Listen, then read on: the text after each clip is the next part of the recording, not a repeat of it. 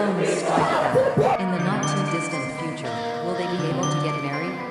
Or not? The number of men and women has increased dramatically. It has become common sense for humans to think that it is better to live alone than to find a bad partner. And, although this only applies to women, if you really want a child, it has become easy to purchase high-quality sperm from a man and give birth through artificial insemination. That being said, humans cannot live alone, after all. To be honest, there are plenty of people who would like to marry someone they like.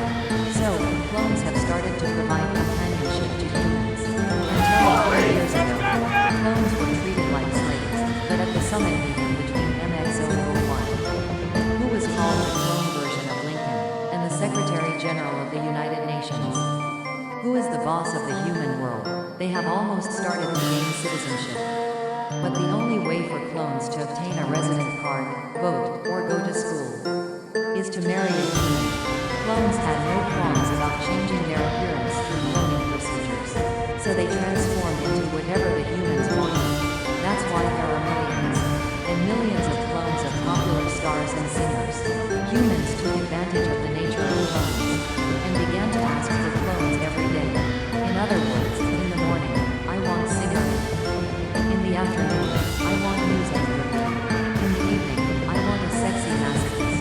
However, the clones can't keep listening to the whims of humans. They can't stand it any longer. Thus, the clones united and rose up. We are not an outlet for human desires. We want the same rights as humans. Such movements were repeatedly thwarted by human oppression, but thanks to the great work of BMW 009, who was later called the clone version of Martin Luther King, the clones finally gained the same rights as humans. This caused problems for the humans who wanted to get married. Up until now, clones would marry you if you asked them.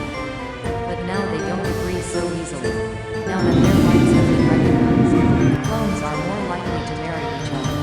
Even when pressed by humans, more and more clones are saying, I have the right to choose, too.